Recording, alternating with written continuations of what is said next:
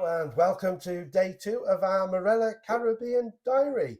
Day 2 was spent at sea and it was our first day on the ship, but overnight, how was your sleep, Dave? I actually slept really well, but that's because I was knackered from the flight before. I woke up quite early though, about 6 o'clock, and then we both decided to go up to the aft of the ship in the, just at the back of the summer house, and there's a lovely bar area there where we had a nice coffee and watched the sunrise. Oh, we had a beautiful sunrise that morning. And then, of course, after sunrise, off to the kitchens, which is only over the sort of summer house entrance. You'll find the kitchen's entrance. Yeah, the kitchens opens at 6:30 for savouries and 7 o'clock for full breakfast. Mm-hmm.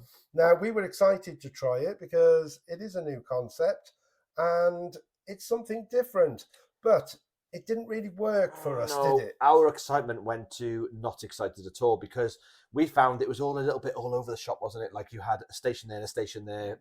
Yeah, I got 3 of my items for breakfast from one station, but they hadn't got the rest. So then I had to go to another station and queue again to get the rest of the items. And then I ended up with 2 plates of different items on the table. It was all very messy. Weird. And of course, the coffee machines, let's not forget those. It was very difficult to find a coffee machine that worked. We only found only one, so coffee wasn't great either. Yeah, if the coffee beans run out, it was a while before the staff replaced them. Also, something you've got to remember with the kitchen is the fact that it gets really busy about 7:30. So if you want it quieter, get there for about 6:30 in the morning. Yeah, and also a lot of people were taking their breakfast into Abuela's, which is right the next restaurant along from there, and people were going in there to have their breakfast. It's a lot quieter. But anyway, off breakfast now, we're at sea, so it's time that we decided what we were going to do for the day. So how did we plan what we were going to do? Right, we looked at all the resources that were available. You've got your cruise news, which is delivered to your cabin each night. You've got the Navigate app. You've got different consoles all around the ship. And of course, you can go in person to reception or guest services and get the information from there. But the cruise news, I found, is the best thing to find out what's actually happening on the ship. And can I quickly just ask, though, if you can't use your Navigate app, every lift area has a screen that you can touch and use it, the same as the Navigate app. So you can see where you are, book restaurants, whatever you want to do.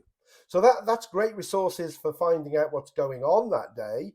But also, now is the time that you really should be thinking about things that you haven't yet booked. We would say definitely try and book everything you want to do before you even leave to go on the cruise. So it's also a really good, valuable time to use to book all the things that you weren't able to book off the ship. Like, for example, we booked Silver Fork. Yes. Because that wasn't available to book, pre-book before the cruise. And we had no problem in booking that. And I would imagine specialty restaurants, if you did it early, you will not have a problem getting in. But one place that you might have difficulty getting, and it is the hottest ticket on the boat, and that is the Exchange. Oh, definitely. The Exchange was a must-get ticket. It is absolutely fantastic. There is a video, though, coming on both the Exchange and the lock-in, so make sure you keep your eyes peeled for that one. Yeah, I don't think we've laughed so much on a cruise ship in an evening as we did for the time that was there. So another thing that you should book if you really want to do it is the spa.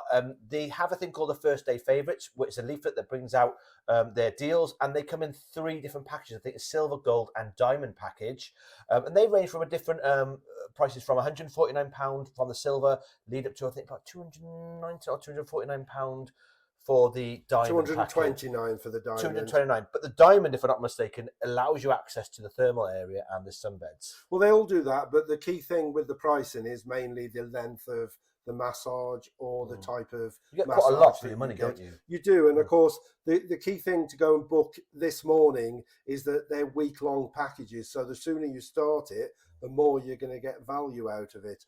And the Spa Terrace was lovely, wasn't it? If you like sunbathing and you want somewhere quieter, more luxurious, then definitely consider the spa. When we went there, there was virtually no one there. There was one person somewhere out there, so it was really quiet and it was really hot. But you've got the shade as well, and you've got use of, I think, the thermal area as well, which is the steam rooms, the Turkish bath, the sauna. So the overall, spa is a must. The spa is quite amazing, and we'll definitely be showing you. We'll do a whole video just on the spa. Yeah. So if you like sunbathing, then you've got four options. So you've got the terrace area, which we spoke about a minute ago, but you've also got the veranda, you've also got the cabanas, and you've also got the normal everyday sunbed sun lounge area. Yeah, when you think about the cabanas, £99 for a day, that it shows even more how much value the spa terrace is. So let's talk about getting the availability of the sunbeds. Now, when we were on Discovery a year ago, if you hadn't got your stuff on a sunbed at 7 o'clock in the morning, you weren't going to get a good bed at all. But I have to say, things were a little bit different on here. There was advice in the sheet that you're given when you board about the fact that if stuff is left on beds, your stuff will be removed. And we did find that 7:30 in the morning, all the beds were still available. Yeah, we're not really big sunbed goers, and I actually found it quite difficult though to find shade on that ship. However, when we did go and we did want to go there, it wasn't hard to find a place to actually sunbathe and get a bit of space.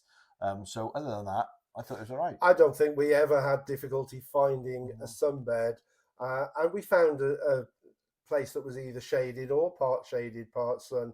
So have a good look around the ship, and you will find the spot for you. So the first day at sea is also a great opportunity to get to know the ship and to go and explore. We obviously like to get some filming done early, but it gives us that chance to go and spot all the restaurants. And one good tip for the restaurants is find a table and get the number, so that when you go and eat there, you can ask for that particular table. One good thing about the restaurants as well is you can see all the menus online for the night, so you can choose which menu you want to eat at, what restaurant you want to go to, basically.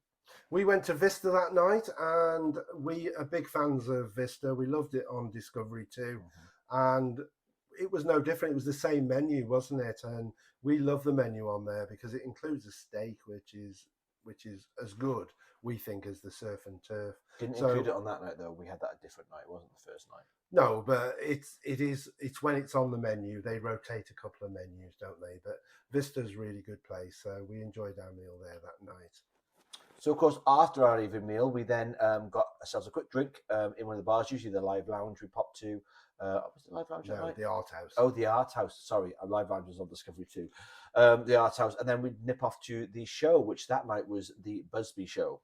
Yeah, based on Busby Barclay, who was a choreographer, I think, from years and years ago, who used to do big dance sequences in films. And it was a new show to Voyager, and I have to say, it was really good. Lots of colourful costumes, some really good old songs in there, which made a nice change. And the dancing was brilliant. So really good show. So definitely, if you get the chance to see Busby, we can recommend it. And then after that, we went for another nightcap, I think, because we were still tired. We did quite a lot that day. We went to bed quite early, I think, after a drink. Yeah, we sort of went to the summer house, and we love the terrace bar. So we used to go after the show to the terrace bar and finish off with a few drinks there before bed. And of course, the drinks, we quickly learned, didn't we, that order the drinks. Oh, yes. Again, I don't like drinks that taste fully of alcohol. I like to taste the drink. So we found that we were ordering virgin daiquiris and virgin pina coladas, but getting a shot of rum or vodka on the side and putting the amount that we wanted in, which was far better. It made it taste a lot nicer than Paint Stripper. Oh, it was a much better way of doing it. The summer house bar, we watched a little bit of the entertainment, and then it was time for bed. It was, and going back to our turn down bed meant that we could have quite a nice, relaxing evening, and hopefully getting up early for the morning because we arrived in port. Yeah, so join us for day 3 of our diary, where we will be in the beautiful British Virgin Islands, and a bit of an excursion that started off in hell. See you then.